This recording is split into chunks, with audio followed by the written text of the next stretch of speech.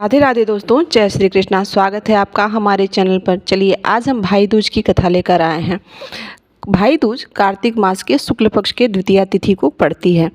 इस दिन को भाई दूज, भाई द्वितीया या यम द्वितीया के नाम से भी जानते हैं। इस दिन सभी भाई अपने बहन का आतिथ्य स्वीकार करते हैं और बहन उनकी पूजा करके तिलक करती है, जिससे यम देवता की कृपा सदैव उनके भाई पर बनी रहती है और उनकी आयु लंबी होती है तथा उन्हें सुख और समृद्धि की प्राप्ति होती है। तो आइए जानते हैं भाई दूज से जुड़ी हुई दो पौराणिक कथा। इनमें से पहली एक कथा है जिसमें यह कहा गया है कि सूर्य देवता की जो पत्नी थी उनका नाम था संध्या। उनके गर्भ से दो संतान उत्पन्न हुई थी, यमराज और यमुना। यमुना अपने बड़े भाई यमराज से बहुत स्नेह करती थी और उन्हें बार बार निवेदन करती थी कि भाई कभी हमारे वहाँ भोजन पर आया कीजिए, परंतु यमराज अपने कामकाज में अधिक व्यस्त रहने के कारण कभी भी यमुना की बात नहीं मानते थे और टाल जाते थे। लेकिन एक समय कार्तिक शुक्ल पक्ष द्वितीया को यमुना ने अपने भाई यमराज को भोजन पर निमंत्रित किया और यमराज उसको टाल न सके। उस दिन यमराज ने नरक में निवास करने वाले सभी जीवों को मुक्त कर दिया और अपनी बहन यमुना के यहाँ भोज पर चले गए। अपने भाई को देखकर यमुना बहुत खुश हुई और हर्ष और भाव विभोर होकर अपने भाई का स्वागत किया तथा उन्हें भोजन करवाया। इससे प्रसन्न होकर यमराज ने बहन से वरदान मांगने के लिए कहा।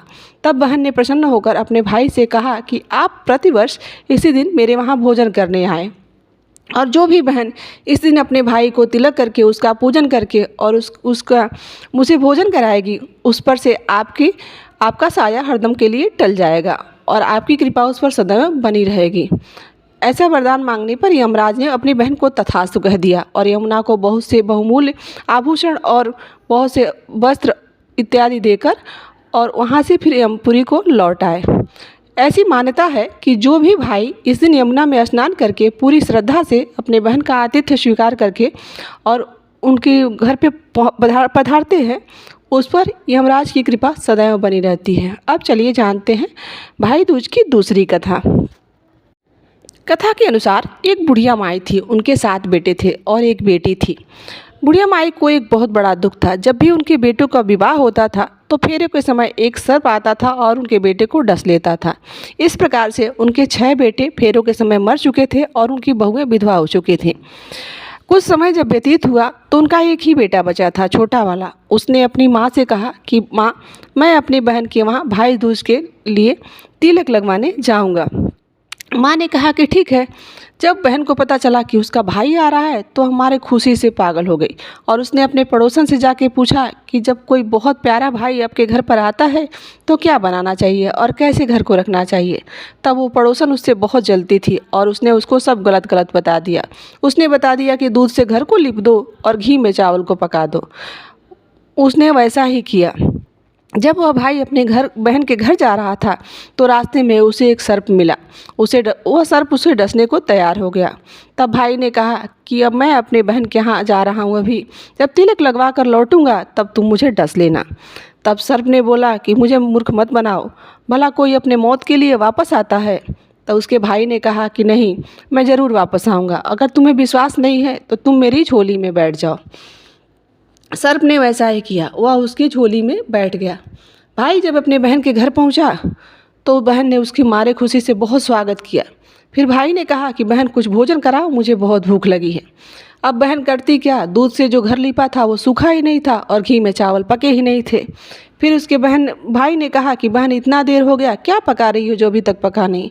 फिर उसकी बहन ने जब पूरी कथा बताई तब उसके भाई ने उसको पूरे विधि से समझाया कि नहीं बहन, गोबर से पूरे घर को लीपो और दूध में चावल को पकाओ। फिर उसकी बहन ने वैसा ही किया और उसे दूध में पके हुए चावल खिलाए। भोजन करने के बाद भाई को नींद आने लगी और वह सो गया। इतने देर में ही उसके बहन के बच्चे आए और उन्होंने कहा कि मामा, हम लोग के लिए क्या लेकर आए हैं। उसके भाई ने कहा कि मैंने कुछ नहीं लाया तुम्हारे लिए। फिर उसके बच्चे जो थे वह माने नहीं। उन्होंने मामा की झोली लेकर उसको चेक करना प्रारंभ कर दिया। जब उन्होंने मामा की झोली देखी तो उसमें सर्प की जगह पर 2 हीरो का हार पड़ा हुआ मिला। इसे देखकर सभी बहुत खुश हुए। अगले दिन जब भाई वापस जाने लगा तब उसने बहन से कहा कि बहन, मैं अपने घर जाना चाहता हूँ, तुम मुझे रास्ते के लिए कोई भोजन बनाकर दे दो। फिर उसकी बहन ने लड्डू बनाकर और एक डिब्बे में रख कर दे दिया। कुछ दूर जाकर थक कर भाई उसका एक पेड़ के नीचे सो गया। उधर जब फिर बहन के बच्चों को भूख लगी तो उन्होंने कहा कि माँ हमें भी कुछ भोजन दे दो। उसकी माँ ने कहा कि अभी तक तो कुछ बनाया ही नहीं। फिर बच्चों ने कहा कि माँ जो आपने मामा के लिए बनाया था वही लड्डू हमें भी दे दो। तब उसकी माँ ने कहा कि चक्की के पास ही बना हुआ लड्डू पड़ा है, जाओ ले लो। जब वह चक्की के पास लड्डू लेने के लिए गए तो वहाँ उन्होंने सांप की हड्डियाँ देखी, जिसे देखकर वह आकर माँ को तत्काल बताए कि माँ वहाँ तो सर्प की हड्डियाँ पड़ी हैं। फिर बहन डर के मारे पगला गई और वह अपने भाई के पीछे भागी। सभी लोग से पूछने लगी कि क्या आपने मेरे भाई को देखा, क्या आपने मेरे भाई को देखा। कुछ लोगों ने कहा कि हाँ, एक पेड़ के नीचे एक आदमी लेटा हुआ तो पड़ा है। दौड़कर वो अपने भाई के पास गई और उसे जगाया और उसने पूछा कि भाई, तुमने मेरे दिए हुए लड्डू खाए तो नहीं। भाई ने कहा कि नहीं, मैंने अभी तक वह लड्डू नहीं खाए। तो बहन ने कहा कि मैं तुम्हारे साथ तुम्हारे घर तक चलूँगी, क्योंकि वह डर गई थी। उसे लगता था कहीं उसके भाई ने लड्डू खा न लिए हों। कुछ दूर चलने के बाद उसे रास्ते में एक बुढ़िया मिली, जिसने बताया कि तेरे भाई के ऊपर बहुत बड़ा संकट है। तेरे 6 भाई मर चुके हैं और तेरे 7वें भाई की भी शादी जब होगी तो वह अभी मरेगा। बहन ने बहुत प्रार्थना की उस बुढ़िया से कि ऐसा कैसे हो सकता है, आप कोई ऐसा उपाय बताइए जिससे मेरे भाई पर से मृत्यु का साया टल जाए। तब बुढ़िया ने उसे बताया और बुढ़िया ने कहा कि तू अपने भाई को श्रापना शुरू कर दे। और फिर बहन वहाँ से लौट कर आई और अपने भाई को बोलने लगी, तू तो जलेगा, कटेगा, मरेगा। भाई चौंक गया कि इतनी प्यारी बहन और इतना प्रेम करने वाली अचानक मुझे ऐसा क्यों बोलने लगी, लेकिन उसे कुछ समझ में नहीं आया। इस तरह दोनों भाई बहन माँ के घर तक पहुँच गए। थोड़े समय के बाद जब भाई की सगाई आने लगी और उसकी शादी की तैयारी होने लगी तो उसकी शादी तय हो गई। जब भाई को सेहरा पहनाने की बारी आई तब उसकी बहन ने कहा कि मैं यह तुम सेहरा नहीं पहनोगे, मैं सेहरा पहनूंगी, तू तो जलेगा, कटेगा और मरेगा। बहन ने देखा कि उसकी कलगी की सांप का बच्चा लटका हुआ है कलगी की जगह पर। फिर बहन ने उसे वहाँ से निकाल कर फेंक दिया। सभी लोग बहन की बहुत तारीफ करने लगे। जब घोड़ी पर चढ़ने की बारी आई तो बहन बोली कि नहीं गया, घोड़ी पर नहीं चढ़ेगा, मैं घोड़ी पर चढ़ूंगी, ये तो जलेगा, मरेगा, कटेगा। और ऐसा कहकर बहन ने उसे घोड़ी पर से उतार दिया और खुद घोड़ी पर बैठ गई। कुछ दूर चलने के बाद ऐसा हुआ कि घोड़ी बिदक कर और उसको वहाँ से गिराकर चली गई। फिर उसको सबने बहन की बहुत प्रशंसा की। फिर जब बारात निकलने को हुई तब मेन जो गेट होता है उससे बहन बोली कि यह नहीं इधर से निकलेगा, मैं यहाँ से जाऊँगी, ये तो पीछे से जाएगा, ये तो जलेगा, कटेगा, मरेगा, इस दरवाजे से मैं ही जाऊँगी। फिर जब दरवाजे से निकलने लगी बहन तो वह दरवाज़ा ऊपर से गिरने लगा और बहन ने उससे भी रोक लिया। उसके पश्चात जब ऐसा ही करते करते जब फेरों का समय आ गया तब दुल्हन आई। उससे दुल्हन के कान में उसकी बहन ने कहा कि देख, अभी तक तो तेरे पति की मैंने रक्षा की है, मैंने उसे बचा लिया है, अब तू अपने पति की रक्षा कर। यदि सुहागन रहना चाहती है और अपने मरे हुए जेठ को भी तू ही बचा सकती है। फेरों के समय जब एक सांप आया तो उसी समय उस दुल्हन ने एक लोटे में उस सांप को बंद करके उसके ऊपर से एक प्लेट रख दिया। ऐसा करने के बाद जब ऐसा उसकी नागिन को पता चला उस सांप के, तो वह लहराती हुई आई और उस दुल्हन से अपने पति को बचाने की प्रार्थना करने लगी कि मेरे नाक को छोड़ दो। ऐसा करने पर दुल्हन ने कहा कि मैं तो तेरे नाक को छोड़ दूंगी, लेकिन तू मुझे आशीर्वाद दे कि तू मेरे पति को कोई भी नुकसान नहीं पहुंचाएगी और तू मेरे मरे हुए जेठों को भी वापस कर देगी। तब नागिन ने त्रस्त होकर कहा कि हाँ, मैं तेरे मरे हुए जेठ को भी वापस कर दूंगी और तेरे पति को भी कोई नुकसान नहीं पहुंचाऊंगी।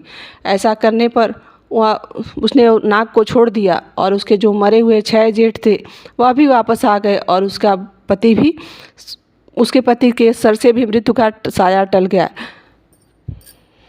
इधर जो बुढ़िया माई थी और उसका अपने बच्चों के मर जाने के कारण जो रो रो कर बुरा हाल हो गया था, तो सभी ने जब गांव वालों ने जाकर उसे बताया कि बुढ़िया तेरे 7 बहू और 7 बेटे आ रहे हैं, तब उसे विश्वास नहीं हुआ कि ऐसा भी कुछ हो सकता है। परंतु जब वह बाहर निकल कर देखी तो उसके 7 बेटे और 7 बहू आ रहे थे।